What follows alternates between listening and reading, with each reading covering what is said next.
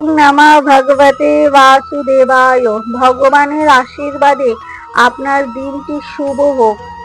গীতার উপদেশ আমাদের জীবনের সঙ্গে ওতপ্রোতভাবে জড়িয়ে আছে।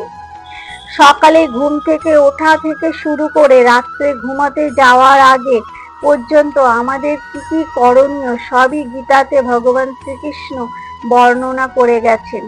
তাই গীতা পাঠ করুন এবং প্রত্যেক বাড়িতে গীতা রাখুন। আমরা ভগবদ গীতা যথাযথ দ্বিতীয় অধ্যায় সাংখ্যযোগের যে বিস্তারিত আলোচনা করছি, আজ তার 23 এবং 24 নম্বর শ্লোকটি আলোচনা করব। পূর্ববর্তী শ্লোক থেকে আমরা জানতে পেরেছি আত্মা কি। আত্মা অবিনাশী এবং অক্ষয়, তার কখনো ক্ষয় হয় না।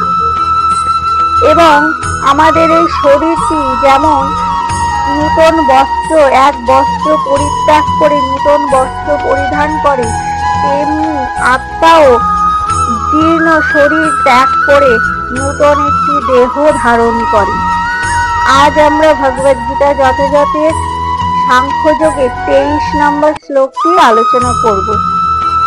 নৈনং ছিন্দন্তি শাস্ত্রাণি নৈনং দহতি পাবক ন চৈনং ক্লেদয়ন্ত্যাপো ন শোষয়তি মারুত। আত্মাকে অস্ত্রের দ্বারা কাটা যায় না, আগুনে পোড়ানো যায় না, জলে ভেজানো যায় না, অথবা হাওয়াতে শুকানো যায় না। তরবারি, আগ্নেয় অস্ত্র, পর্জনাস্ত্র, বায়বীয় অস্ত্র আদি কোন রকম অস্ত্র শস্ত্রই আত্মাকে হত্যা করতে পারে না। বলছেন কোন রকমের আগ্নেয় অস্ত্র, পারমাণবিক অস্ত্র কোনো কিছুর দ্বারাই আত্মাকে হত্যা করা যায় না। মহাভারতের যুগে অনেক আগ্নেয়াস্ত্রের ব্যবহার ছিল, আর তাছাড়া জল, বায়ু, আকাশ আদি তৈরি অস্ত্রের ব্যবহারও ছিল।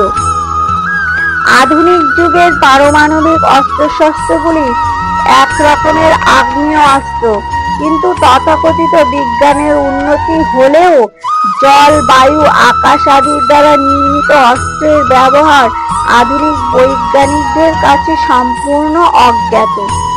বলছেন যে মহাভারতের যুগে অনেক আগ্নেয়াস্ত্রের ব্যবহার ছিল, তাছাড়াও জল, বায়ু এবং আকাশের দ্বারা নির্মিত অস্ত্রের ব্যবহারও ছিল, যেগুলি আমাদের আধুনিক বৈজ্ঞানিকরা অনেক পারমাণবিক অস্ত্র তৈরি করতে পারলেও জল, বায়ু এবং আকাশের দ্বারা নির্মিত যে আগ্নেয় অস্ত্র, সেগুলি আমাদের আধুনিক বৈজ্ঞানিকরা তৈরি করতে ব্যর্থ হয়েছে। মহাভারতের যুগে জলীয় অস্ত্রের দ্বারা পারমাণবিক অস্ত্রের মতো আগ্নেয় অস্ত্রকে খণ্ডন করা হতো।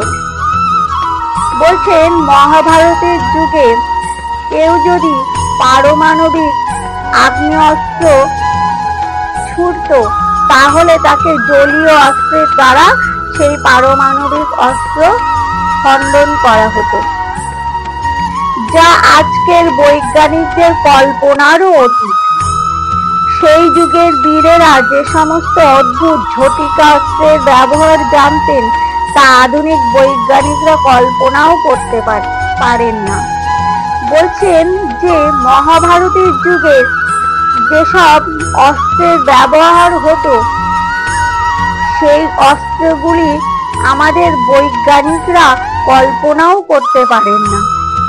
অগ্নি, জল, বায়ু, আকাশ আদির সমস্ত অস্ত্র থাকলেও কোনো বৈজ্ঞানিক অস্ত্রের দ্বারাই আত্মাকে হত্যা করা যায় না। বলছেন যে অগ্নি, জল, বায়ু, আকাশের দ্বারা নির্মিত অস্ত্র থাকলেও কিংবা বৈজ্ঞানিকের তৈরি পারমাণবিক অস্ত্র থাকলেও কোনোভাবেই আত্মাকে হত্যা করা যায় না। মায়াবাদীরা বোঝাতে পারেন না কেমন করে জীবাত্মা নিতান্তই অজ্ঞতার ফলে জড় অস্তিত্ব লাভ করে এবং তার ফলে মায়া শক্তিতে আচ্ছন্ন হয়ে পড়ে। বলছেন মায়াবাদীরা বোঝাতে পারেন না জীবাত্মা নিতান্তই অজ্ঞতার ফলে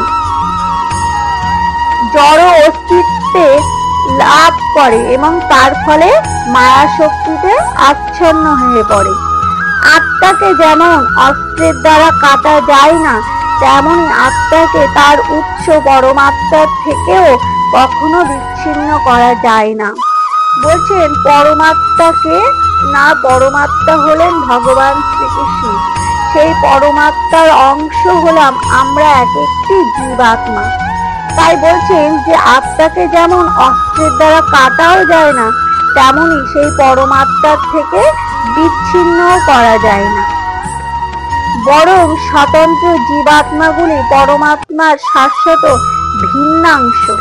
বলছেন আমাদের এই যে এক একটি জীবাত্মা, এগুলি হলো সেই পরমাত্মার অংশ। যেহেতু সনাতন জীবাত্মা পরমাণু সদৃশ, তাই ভগবানের বহিরাঙ্গা মায়া শক্তির দ্বারা তাদের আচ্ছাদিত হয়ে পড়ার প্রবণতা দেখা যায়। বলছেন যে জীবাত্মা যেহেতু পরমাত্মার অংশ, কিন্তু তার ফলেও ভগবানের তৈরি এই পৃথিবীতে আসার পরে বিভিন্ন জিনিসের প্রতি আকৃষ্ট হয় এবং ভগবানের বহিরঙ্গা যে শক্তি, মায়া শক্তির দ্বারা আচ্ছাদিত হয়ে পড়ার ফলে ভগবানকে ভুলে যায়। ঠিক যেমন আগুনের স্ফুলিঙ্গ যদিও আগুনের সঙ্গে তা গুণগতভাবে এক এবং অভিন্ন, কিন্তু আগুনের থেকে বেরিয়ে এলেই তা নিভে যায়, তখন আর তার মধ্যে কোনো আগুনের বৈশিষ্ট্য দেখা যায় না। তেমনি পরমাণু সদৃশ জীবাত্মা ভগবান বিমুখ হয়ে পড়লে মায়া শক্তির দ্বারা আচ্ছাদিত হয়ে পড়ে। বলছেন যে একটি আগুনের স্ফুলিঙ্গ আগুন থেকে যখন বিচ্যুত হয়ে পড়ে, তখন সেই স্ফুলিঙ্গটি নিভে যায়, কিন্তু যখন সে আগুনের মধ্যে থাকে সেই স্ফুলিঙ্গটির আগুনের মতোই সমপরিমাণ শক্তি থাকে। তেমনি আমাদের এই জীবাত্মা যখন ভগবত বিমুখ হয়ে পড়ে, তখন ভগবানের তৈরি এই মায়া শক্তির দ্বারা আচ্ছাদিত হয়ে পড়ে। ভগবত বিমুখ মানে ভগবানকে ভুলে যায়, এই পৃথিবীর চাকচিক্যের প্রতি মোহে আকৃষ্ট হয়। তখন ভগবানের যে তৈরি মায়া শক্তি, সেই মায়া শক্তির দ্বারা আচ্ছাদিত হয়ে পড়ে এবং তার প্রকৃত স্বরূপ বিস্মিত হয়ে পড়ার ফলে নানা রকম দুঃখ কষ্ট ভোগ করতে থাকে। বরাহ পুরাণে বলা হয়েছে জীবাত্মা পরমাত্মার ভিন্নাংশ। বলছেন বরাহ পুরাণে বলা হয়েছে জীবাত্মা হলো পরমাত্মার অংশ। ভগবদ গীতাতেও বলা হয়েছে জীবাত্মার সঙ্গে পরমাত্মার এই সম্পর্ক নিত্য শাশ্বত। সুতরাং মায়ার বন্ধন থেকে মুক্ত হবার পরও জীবাত্মা স্বতন্ত্র স্বরূপেই বিদ্যমান থাকেন, যা অর্জুনের প্রতি ভগবান শ্রীকৃষ্ণের উপদেশে সুস্পষ্ট উপলব্ধি হয়। ভগবত তত্ত্বজ্ঞান লাভ করার পর অর্জুন মায়ার বন্ধন থেকে মুক্ত হয়েছিলেন, কিন্তু তা বলে তিনি শ্রীকৃষ্ণের সঙ্গে এক হয়ে যাননি। বলছেন যে কোন জীবাত্মা যদি মায়ার বন্ধন থেকে মুক্ত হয়, মুক্ত হওয়ার পরে সে ভগবান শ্রীকৃষ্ণের পার্শ্বদত্ত লাভ করে, সে কখনোই ভগবান শ্রীকৃষ্ণের সঙ্গে এক হয়ে যায় না। শ্লোক নাম্বার 24। অচ্ছেদ অয় মদা হো অয়ম ক্লেদ অশ্বস্য এবচ নিত্য সর্বগত স্থান রচল অয়ং সনাতন। অনুবাদ: এই আত্মা অচ্ছেদ্য, অদাহ্য, অক্লেদ্য ও অশস্য। তিনি চিরস্থায়ী, অপরিবর্তনীয়, অচল এবং সনাতন। বলছেন যে আত্মা অচ্ছেদ্য, মানে তাকে কখনো ছেদ করা যায় না। অদাহ্য মানে পোড়ানো যায় না। অক্লেদ্য মানে ভেজানো যায় না। অশস্য মানে শুকানো যায় না। তিনি চিরস্থায়ী, সর্বব্যাপ্ত মানে সর্ব জায়গায় ব্যাপ্ত হয়ে আছেন। অপরিবর্তনীয় মানে কখনো পরিবর্তন করা যায় না। অচল এবং সনাতন। তাৎপর্য: পারমাণবিক আত্মার এই সমস্ত গুণাবলী নিঃসন্দেহে প্রমাণ করে যে অবশ্যই পরমাত্মার পরমাণু সদৃশ অংশ।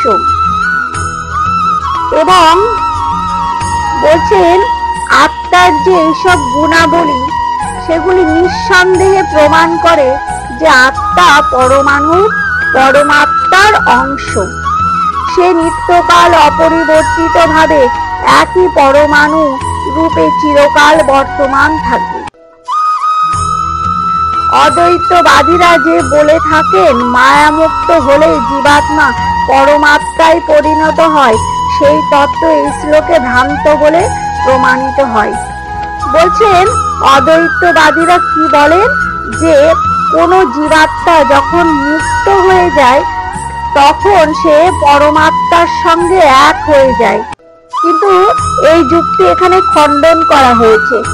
এখানে বলা হয়েছে যে কোন জীবাত্মা যখন মুক্তি লাভ করে তখন সে পরমাত্মার পার্শ্বদত্ত লাভ করে, মানে ভগবান শ্রীকৃষ্ণের পার্শ্বদত্ত লাভ করে। মায়ামুক্ত হবার পর জীবাত্মা ইচ্ছা করলে ভগবানের দেহ নির্গত ব্রহ্মজ্যোতিতে চিৎকণা রূপে বিরাজ করতে পারে।